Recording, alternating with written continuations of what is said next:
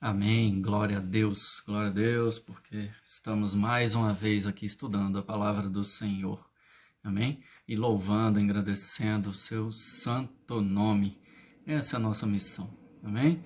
Vamos orar? Senhor, obrigado, Pai, obrigado por nos permitir estarmos aqui na sua presença, Pai, te engrandecendo, estudando um pouco mais de Ti, Pai. Esteja conosco, dá-nos sabedoria, dá-nos consciência, conhecimento, inteligência e sabedoria para entendermos um pouco mais do que o Senhor quis revelar para nós, Pai, na sua palavra. Vamos estudar um pouco mais e a cada vez mais, Pai, nos ensina, se revela para nós, Pai, e revela o seu desejo para nós.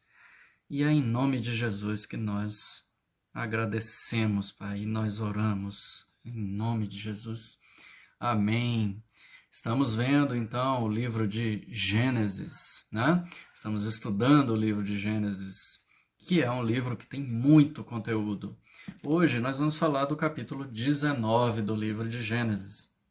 Já vimos bastante coisa nos capítulos anteriores. O capítulo 19 é uma sequência do capítulo 18 com relação ao que terminou o capítulo 18, né? Falando sobre Sodoma, em que nós vimos a intervenção ou a conversa de Deus com Abraão com relação à intenção de Deus de destruir Sodoma por conta de Sodoma ser um ambiente já extremamente pecaminoso, né? Sem salvação efetivamente. E aí a gente lembra que Abraão ficou argumentando com Deus, do tipo, se tiver 50 justos, o Senhor vai destruir, se tiver 40, 35, e assim foi até que chega no 10, lá no versículo 32, né? Ele fala assim, finalmente Abraão disse, não se ire o Senhor, se lhe falo somente mais esta vez, e se por acaso houver ali apenas 10? Aí Deus responde, não destruirei por amor aos 10. E aí termina o capítulo, o Senhor se ausenta, né? E lembrando que lá no começo dessa conversa, os anjos, os homens, ou a teofania, seja lá o que for, saíram para ir a Sodoma para verificar in loco essa situação pecaminosa, né? E aí o capítulo 19 vai começar exatamente com a continuidade dessa história. Amém? Vamos ler o capítulo 19, então, vamos ler uma boa parte aqui, a gente discute um pouco sobre e depois volta, tá certo? Vamos ler então o capítulo 19? Então, na leitura do capítulo 19, versículo 1, temos assim, ao anoitecer, os 2 anjos chegaram a Sodoma. Ló estava sentado junto ao portão da cidade. Quando viu os anjos, levantou-se e, indo ao encontro deles, prostrou-se com o rosto em terra e lhes disse, por favor, meus senhores, venham para a casa deste servo de vocês.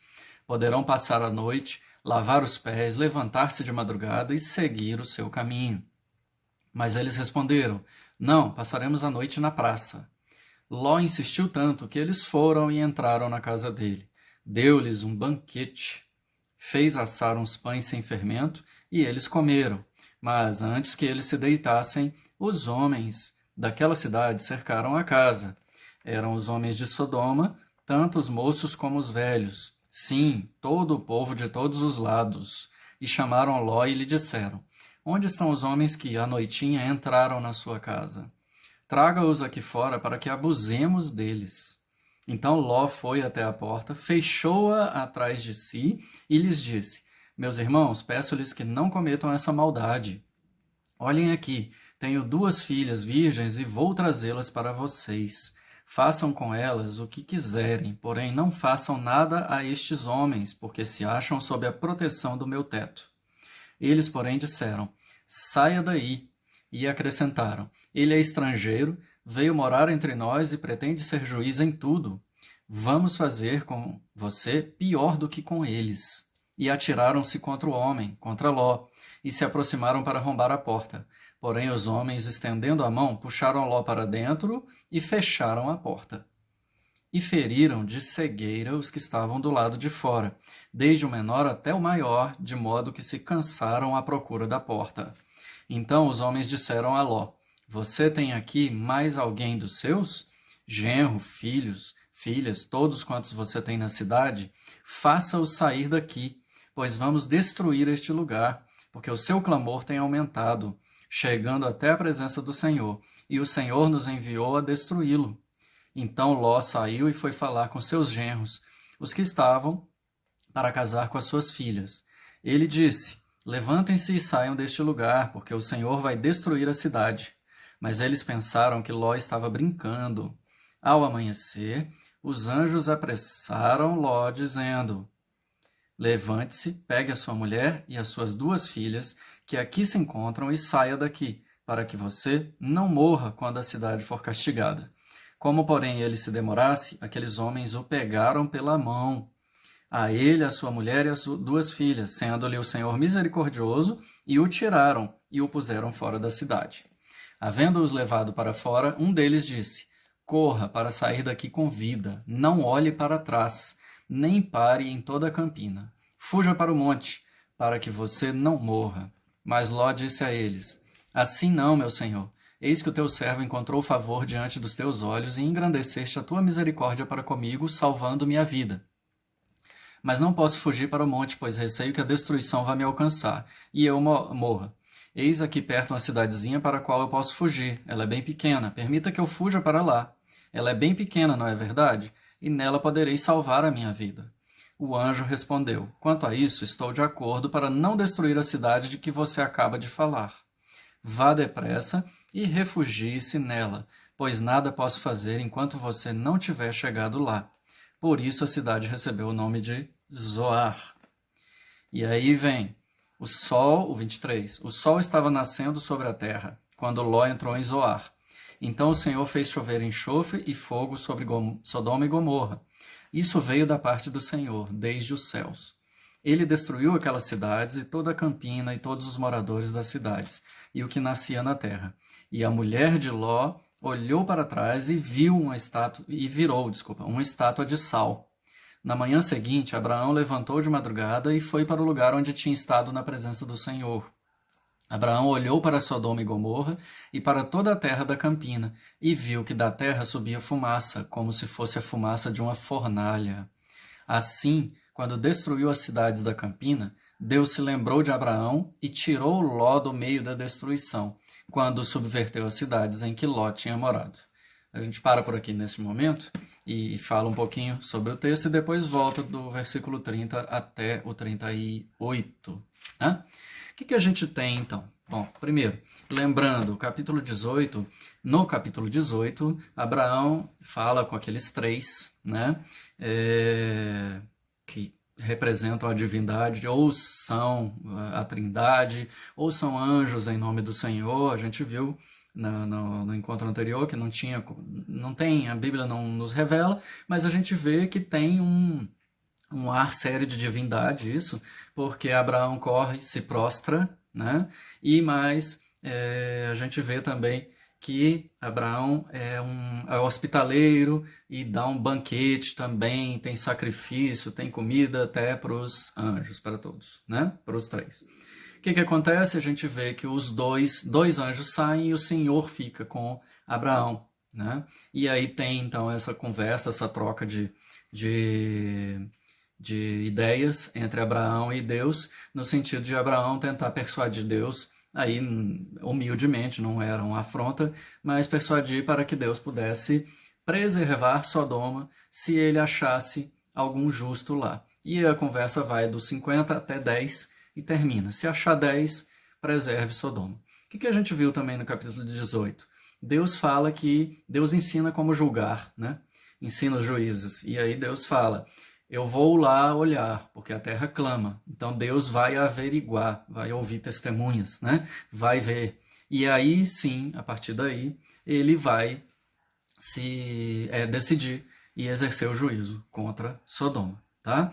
E aí o que acontece? Os dois anjos chegam a Sodoma no anoitecer e eles eles chegam na porta da cidade e encontram Ló sentado à porta da cidade. O que acontece? Era comum as pessoas sentarem à porta da cidade para resolver os seus problemas. Então eles iam decidir, se juntava, exercia o juízo, então ali e se resolvia. Então provavelmente estava acontecendo isso. A cidade tinha muita gente ali na porta, tá? E aí o que acontece? A gente vê o Ló com um pouco de essência do cristão, né?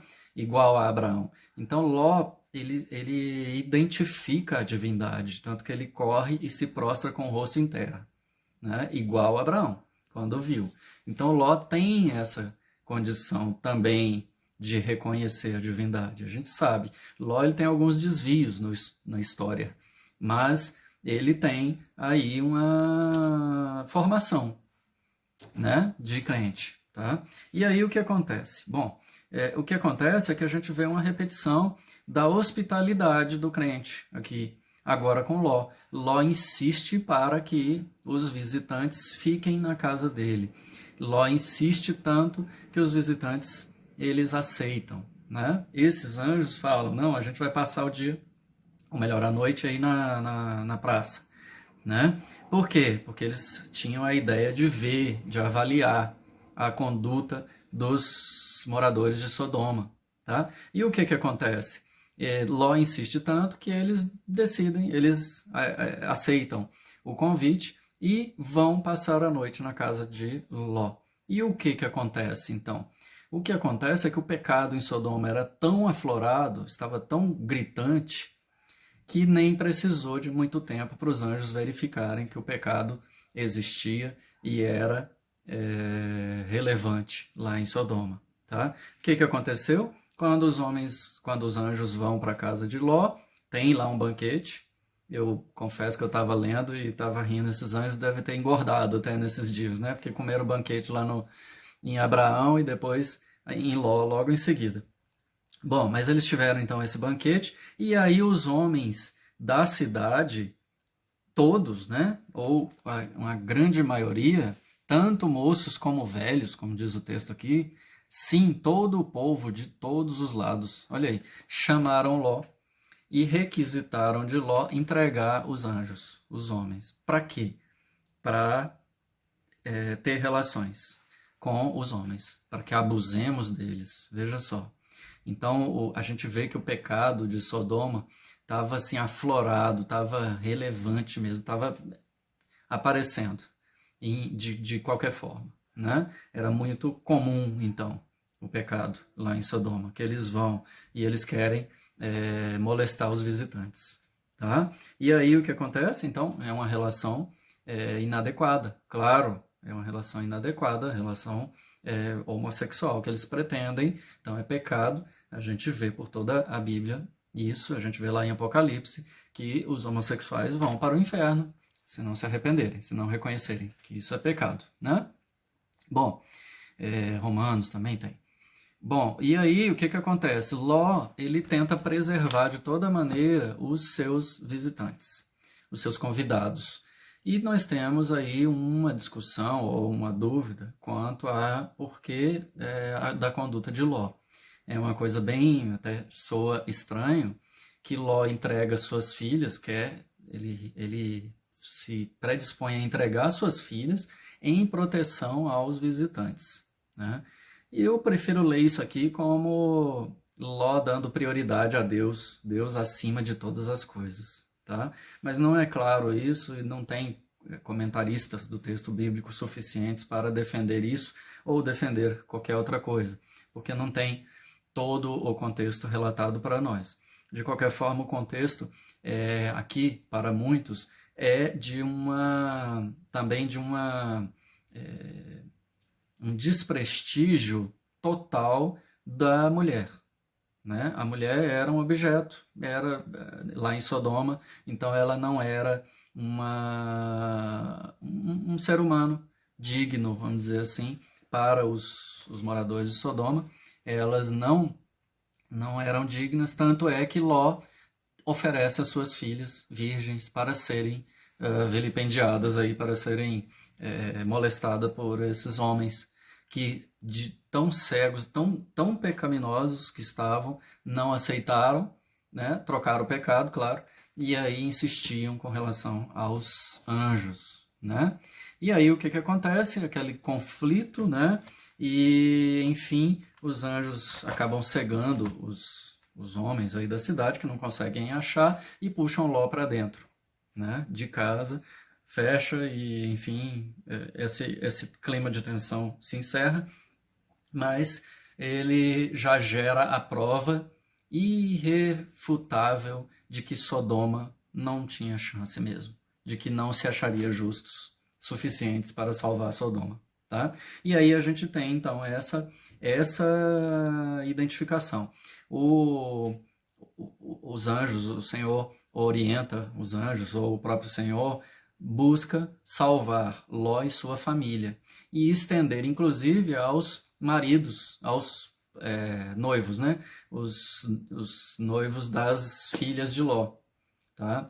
E o que acontece? Ló compreende, Ló é convencido, ele sabe, vai acontecer com Sodoma. E o que Ló faz? Vai atrás dos genros, vai atrás dos seus familiares e fala, olha, Sodoma vai ser destruída amanhã, vai ser destruída, então vamos fugir. E o que acontece? Como é comum acontecer, aquele que anuncia o Senhor é ridicularizado, né? Eles riem dele, né? E aí o que acontece? Ficaram, no fim das contas, tá? O que acontece em seguida? Ao amanhecer vai começar a destruição, então os anjos apressam Ló, e a gente vê um Ló meio lesado ali, não se sabe porquê, né? Tanto que os anjos, puxam Ló, arrastam mesmo Ló, sua mulher e as duas filhas, para tirar da cidade de Sodoma. Por quê? Porque vai haver a destruição, né? Em resumo, os justos que são salvos são Ló, a mulher e duas filhas, ou seja, 4 pessoas, né? Então, em Sodoma não tem nem 10 justos. Tá? No máximo seriam 6 se os genros aceitassem ir, né? Mas no fim das contas, só 4 pessoas são salvas ali, são dignas de salvação. Tá? O que acontece? Manda correr, eles mandam Ló correr, Ló ainda apegado e sua família, aquelas dificuldades, se eu for para o monte eu vou morrer, então me deixa ir para essa cidadezinha pequena, que é Zoar, e ela recebeu o nome de Zoar, porque Zoar significa cidade pequena, tá? E aí ele vai para Zoar, mas a gente vê que Zoar não se salva também, e aí eles vão para, Ló vai com sua família, é orientado a ir com sua família para correr para os montes, no fim das contas. Tá? O que acontece, então? A gente tem aqui uma nova orientação. Eles falam, olha, desapega, tá? Então, vocês vão ser salvos. Só que, ao fugir, não olhe para trás. Não pare, né? Tá lá no versículo 17, estava procurando aqui. Corra para sair daqui com vida, não olhe para trás, nem pare em toda a campina. Fuja para o monte para que você não morra. Tá? Ou seja, larga o pecado, larga o passado pecaminoso, larga dessas coisas do mundo e corre para Deus. Basicamente é isso que os anjos falam. Tá? E o que acontece? Eles correm, mas a mulher de Ló, que não é nominada, né? Ela ficou só como mulher de Ló, ela não conseguiu se desvincular. E ela sentiu uma saudade, um apego, e aí ela olha para trás. E todo mundo conhece essa história, ela vira aquela estátua de sal. E ao final da história, até para concluir aqui, ao final, Abraão está lá e olha para o lado de Sodoma e vê só a fumaça, né? Ou seja, Abraão vê que Deus exerceu o seu juízo, né? Fico pensando em Abraão, pensando de Ló, com relação a Ló, né? Mas aí o texto fala, Deus se lembrou de Abraão e tirou Ló do meio da destruição, quando subverteu as cidades em que Ló tinha morado, tá? Bom, Uma coisa que não é só aqui, mas os céticos sempre buscam desconstituir, são os milagres de Deus, né? Ou o agir de Deus. E aí os céticos sempre buscam um fundamento supostamente científico para demonstrar que não foi Deus, mas sim um acaso ou sei lá o que aconteceu, né? E aí o que nós temos aqui nesse sentido? Fala-se muito de ter uma explosão de vulcão, ter tido um terremoto, e aí o terremoto gerou expelir gases e petróleo, e aí pegou fogo, e aí tudo juntou com enxofre e deu esse rolo todo, e aí criou as estátuas de sal e outras coisas mais, tá? Independente disso, o que a gente tem que entender é que a gente tem o agir de Deus aqui, né? Quem é que propiciou, se foi o terremoto ou se foi uma chuva mesmo de fogo, né? Quem é que propiciou? Foi Deus que fez isso. Deus já sabia, tanto que ele anunciou. Então Deus não tem sorte de ter acontecido quando teve sorte. Muito se falou, por exemplo, na abertura do Mar Vermelho, muito se fala, tentam colocar como Moisés sabendo, sendo navegador, e nem era, e etc. Então ele sabia a hora certa de passar, porque teve um grande vento, e ele sabia. Não, é milagre mesmo. Vamos acreditar nos milagres. As pessoas tentam a todo custo desconstituir o milagre. E às vezes o milagre é Deus agindo para fomentar na natureza alguma coisa. Um acontecimento. E é um acontecimento que ocorre no tempo de Deus e não dos homens. Tá certo? Então, aconteceu. Deus que destruiu Sodoma. Deus que exerceu justiça. Tá certo? E aí, antes de seguir, queria ler aqui um trecho de Lucas 17. Lucas 17, versículo 28, para a gente ver a importância desse texto e o Senhor nos esclarecendo mais coisas. Vamos ver aqui, ó. O Senhor está falando do reino de Deus. Tá? Os fariseus indagam quando viria o reino de Deus. Tá? E aí Jesus entra nos últimos dias aqui. E no versículo 28, então estou lendo Lucas 17, 28. Fala assim, vou até o final. O mesmo aconteceu nos dias de Ló. Comiam, bebiam, compravam, vendiam, plantavam e edificavam. Mas no dia em que Ló saiu de Sodoma, choveu do céu fogo e enxofre e destruiu todos. Assim será o dia em que o Filho do Homem se manifestar. Naquele dia, quem estiver no terraço e tiver os seus bens em casa, não desça para tirá-los. E, de igual modo, quem estiver no campo, não volte para trás. Lembrem-se da mulher de Ló. Quem tentar preservar a sua vida, a perderá, e quem a perder, esse a salvará. Jesus, então, aqui nessa passagem registrada por Lucas, está esclarecendo o significado dessa situação aqui em Sodoma. A destruição de Sodoma está bem claro para nós que é vinculada, ela é uma alegoria para o porvir.